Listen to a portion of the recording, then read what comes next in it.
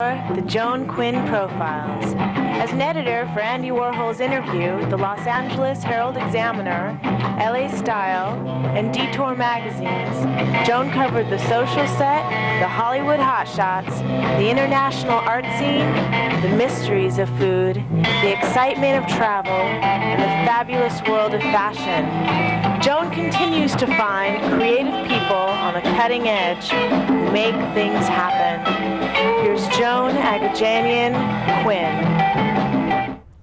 Hi, I'm Joan Quinn, and welcome to the Joan Quinn Profiles.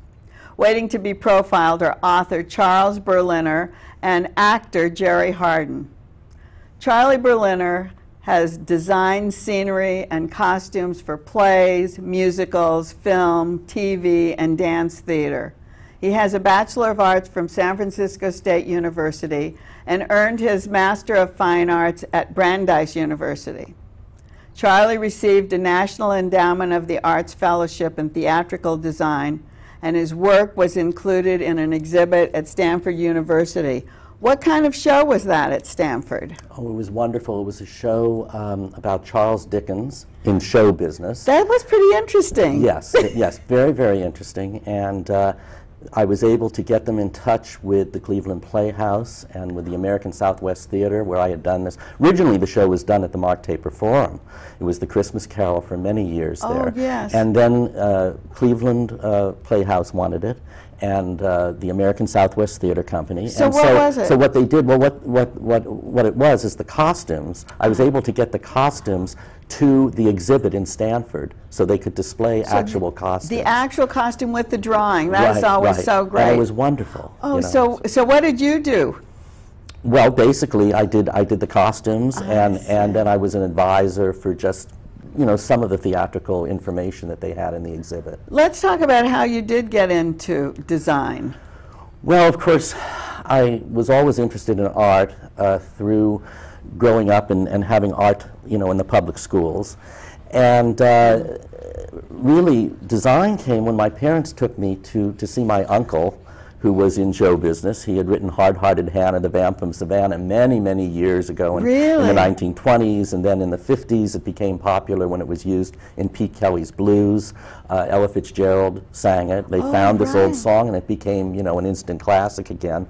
And we went from the 20s from the 20s to the 50s. And that's when you were... and so we went to visit him, and we got tickets for My Fair Lady, and I went to see My Fair Lady, and as soon as I saw the scenery and the costumes, as soon as I saw you know, Cecil Beaton's costumes and Oliver Smith's scenery and everything, I just said, you know, that's very interesting. So I came home, got a cardboard box, my father got me some construction paper, and I started to figure out how the set went together. And when I was in graduate school studying with the great Howard Bay, who was my teacher, who had designed The Music Man and Man of La Mancha, they showed us floor plans. And actually, I found out I'd figured it all out when I was 10 years old. Is that right? I figured out how everything worked just from kind of cutting up paper and looking at the pictures. So it was a natural. So it was a natural. It was something natural. I was meant to do, I feel. You've done a lot. You've done costume and design. And scenery, And yes. scenery. So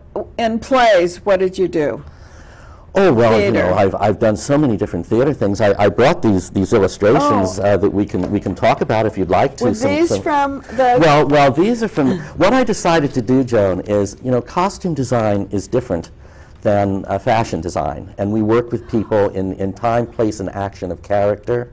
And, you know, it's not always glamorous characters. And so I brought several different maids from several different shows. Okay, let me just ask you one thing. So a play, a musical, a film, a TV is all in the same genre, basically. It's all basically in the same genre, but I think the thing that's interesting is that the work that we do in the theater very often, we as designers, it's not about our personality coming through. It's about doing work for the script, helping the actor, you know, helping them with their character and their characterization through what they wear. I see. And how they appear. So these are maids from different centuries? Well, these are maids from different centuries, from different shows. This one is from The Imaginary Invalid, Toinette, and she happens to be the star of the show. Even though she's this common character, she's the star of the show. Should I go that's on? Toinette, yeah. What year was this? And this was in 1985, and it was at the Missouri Repertory Theater. Okay. I'm reading Sorry. from it. And then I was asked to come to the University of Delaware as a guest artist, and I did She Stoops to Conquer. They had a huge budget. This is play Oliver Goldsmith is very rarely done because it's so expensive to do. They wanted to spend money. They wanted to have a professional designer. So this is the maid from She Stoops to Conquer. Okay, the next one. This is a maid from The Miser. You know, it's The Miser right. by Moliere, right? And again, some of these people are just, you know, extra characters. They're not the important characters. But I think that's the interesting thing about theater design, is we not only design for the stars, we design for everyone in the play. Where does this actual piece of drawing go? You have some swatches on here. Well, it goes to the costume shop. And see. you're assigned a costume constructionist, a cutter, and you work with the cutter to develop the pattern of the costume. And then it goes, you know, through the whole process of fittings. There are usually a couple of fittings. Do you do that? Oh, yes. Oh, I'm you're there. part of that? I'm part I of that. see. Oh, Okay. yeah. Because it's the whole getting everything proportionately correct. Now, speaking to that point, this was Italian Straw Hat for the National Theater of the Deaf. This was a wonderful show. It played for about 4 years and ended up in New York, and I was nominated for an American Theater Wing Award for this production. She looks so cute. Well, the thing that's so interesting is, if you note, it says hair hat, the drawing up in the upper corner up there, and everything was made like mannequin wigs, so that we didn't have to worry about taking care of the wigs. So everything was exaggerated, the makeup and the whole form, everything was larger than life. But sometimes you have to do that on stage, don't you? Yes, yes, a lot of times, but this was, the whole show was larger than life. And this is a wonderful maid, and that's from like the mid 19th century, and this is from the end of the 19th century. She has an interesting story because she's the maid of the household, but we see her, this is a flea in her ear at the Oregon Shakespeare Festival, yeah. and we see her later, if you flip the little one to the next sorry. one, we see her in the bordello, and she's all dressed up. And then, of course, later she comes back in and she's buttoning up her blouse when she comes, because she's changed back into a maid outfit. So you make her into two different characters, really? Yeah, she's really, what she is she's herself, but she's herself taken to another place.